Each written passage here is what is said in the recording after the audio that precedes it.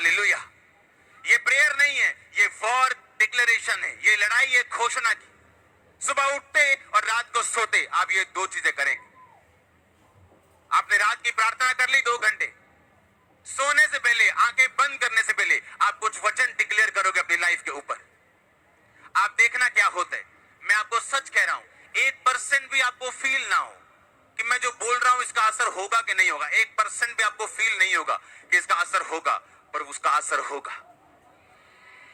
क्योंकि परमेश्वर का राज्य बीज के समान है, जो फील तो नहीं होता, फल लेके आएगा, पर वो आएगा जरूर।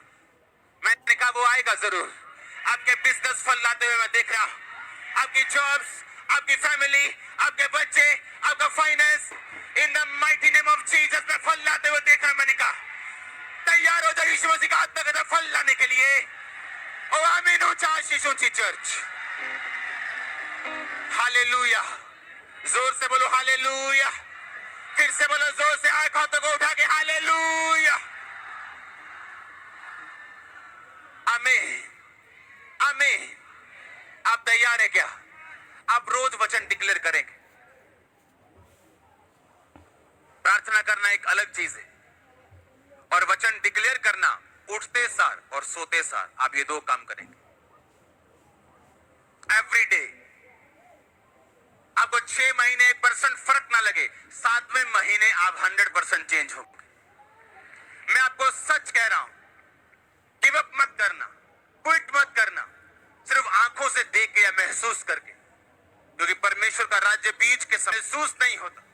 अगर आज मैं आपको बता दूं कि ये छोटा सा बीज वो वैसा पेड़ बन जाएगा बड़ा सा, आप मान जाओगे? आप बोलोगे नहीं। अगर एक बच्चे को बोल दूं जिसने अभी कुछ नहीं देखा कि ये वाला जो बीज है ना, ये वो पेड़ है, बोलेगा नहीं, गलत बोल रहा हूं। उसी तरह आप बच्चे हो स्पिरिट में, लेकिन जो आत्मा के बड़े हो चुके हैं, बुजुर्ग हो चुके हैं, वो जानते हैं कि ये बीज नहीं, ये वो पेड़ है। बस मुझे धैर्य रखना है, पानी टाइम पे देना है, इसकी केयर करनी और धैर्य रखना है, ये उस वही पेड़ बनने वाला है।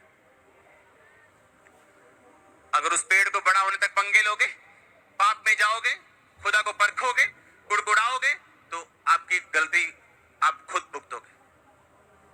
परमेश्वर ने कहा जो चीजें आप घोषित नहीं कर सकते, आप उसे पा भी नहीं सकते।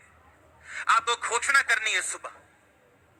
आप जब बाइबल पढ़ते हो, आपको एक ऐसा वचन मिलता है जो आपके लिए, आप उसे साइड पे लिख लो, मोबाइल पे लिख लो, साइड पे कॉपी पे लिख लो। जैसे ही रात को सोने लगोगे, आप वो वचन पढ़ोगे, डिक्लेयर करोगे और सो जाओगे। सुबह उठोगे, डिक्लेयर करोगे, उसके बाद कोई काम करोगे। पर्सनल प्रार्थना भी उसके बाद शुरू करोगे। पहले वो 10, 12, 15 वचन जितने आपको लगता है मुझे घोषित करने हैं, मेरी लाइफ के मुताबिक, केसेस के मुताबिक, आपको वो करना है। हालेलुया। कितने मेरी बात को समझ रहे हैं? आप ब्लेस्ड हो। आमीन ऊंचा चाहिए। मैंने कहा आप ब्लेस्ड हो। हालेलुया। हम जगत की ज्योति, हम जगत के नमक हैं, हम अपनी घोषणाओं का प्रोडक्ट हैं, हम अपनी घोषणाओं का फल है। आप जानते क्रिश्चियन लोगों की घोषणाएं क्या है? हाय दुष्ट आत्मा 20 साल तो जा नहीं रही, ये उनकी घोषणा है।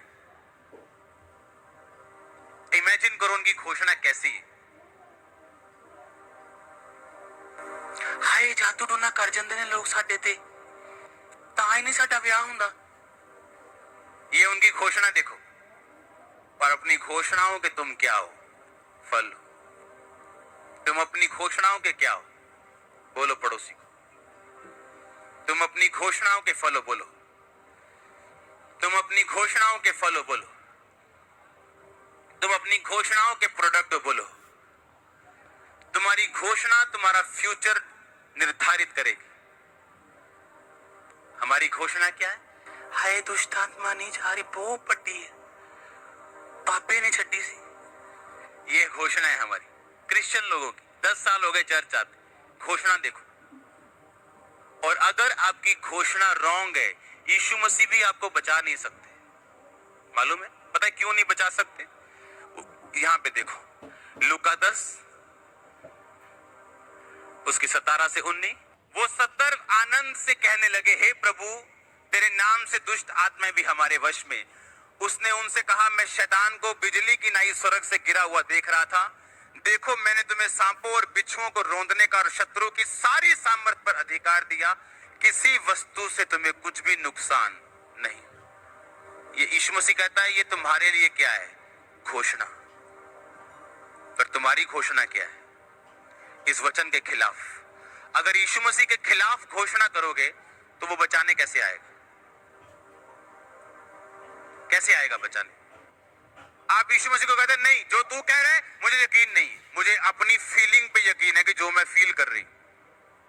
और अगर फील करोगे तो शैतान आपको धोखा देगा, क्योंकि आदम हवा भी फीलिंग से धोखा खाए थे। एक गिनती का वचन हम पढ़ेंगे अभी, निश्चय गिनती 23 की 23।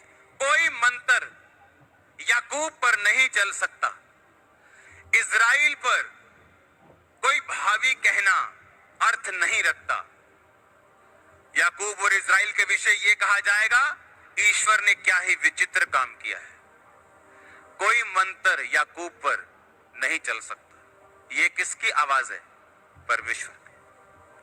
अगर कोई दुष्ट आत्मा से घिरा हुआ है, वो रात को सोने से पहले बोलेगा, कोई मंत्र याकूब पर नहीं चल सकता। आपको मालूम याकूब कौन है? आप याकूब हो, क्योंकि याकूब अब्राहम की संतान है। आप कौन हो?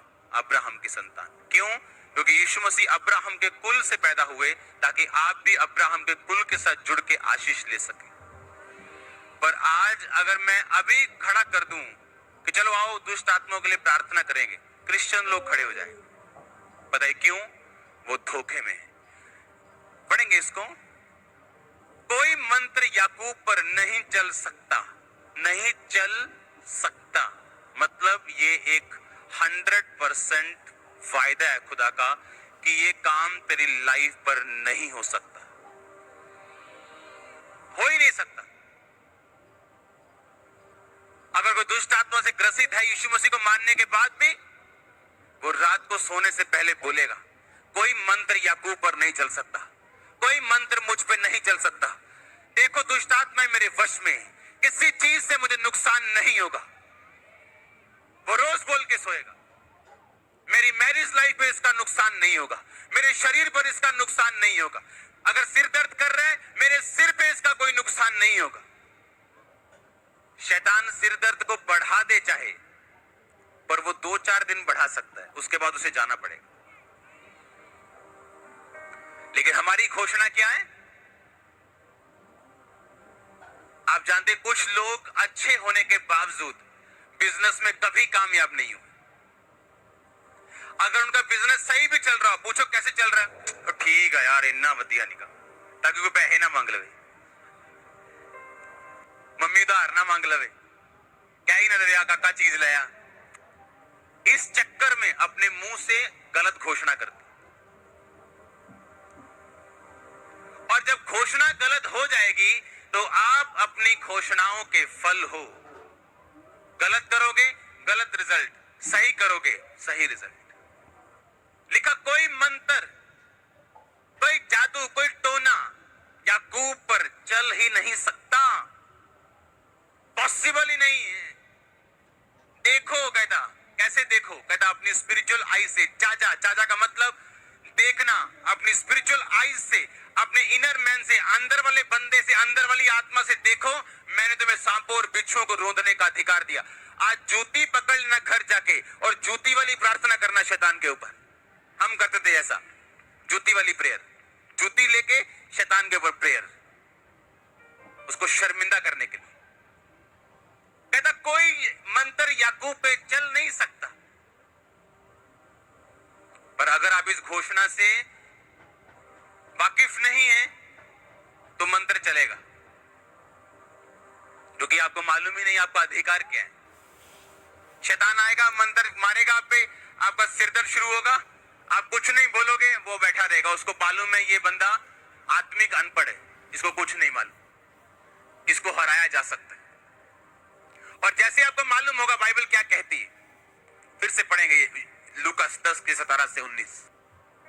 वो 70 आनंद से कहने लगे, तेरे नाम से दुष्ट आत्मा हमारे वश में। 19 शायद सीधा पढ़ेंगे, देखो मैंने तुम्हें सांपों और बिच्छुओं को रौंदने का, बचने का कि रौंदने का। देखो बचना होता है कि आप गली में गए, कुत्ते से बचे, भागे, आइए ये करके घर चढ़ गए, ये होता है बचना। रौंदना होता है सोटी पकड़ी और मारी उसको और रौंद दिया।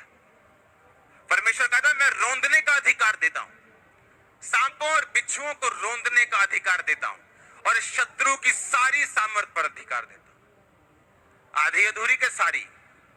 अगर वो घर में 10 तरह की प्रॉब्लम्स लेके आया है, सिर दर्द है, मैरिज नहीं हो रही, फाइनेंस प्रॉब्लम है, तो सारी जाएगी कि 9 जाएंगी।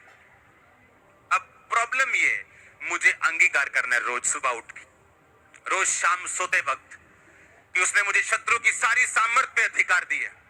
किसी वस्तु से मुझे कुछ भी हानि नहीं होगी, मेरे बच्चों को नुकसान नहीं होगा, मेरे फाइनेंस को नुकसान नहीं होगा। आप मेरी बात समझ रहे हो क्या? और ये वर्ड्स होंगे जो आपको बनाएंगे, ये वो वर्ड्स होंगे जो एक बीज आपकी लाइफ पे रिलीज कर देंगे, और इन्हीं शब्दों का फल आप खाने वाले हो। होली स्पिरिट कह रहा है मुझको, मैं आपको प्रोफेसी दे रहा हूं, मैंने कहा इन शब्दों का फल आप खाने वाले हो। आप मेरी बात को समझ रहे हो कि नहीं? आप इन्हीं शब्दों के फल खाओगे। होली स्पिरिट मुझसे कह रहा है क्लियरली आप लोगों के लिए। आमीन। आप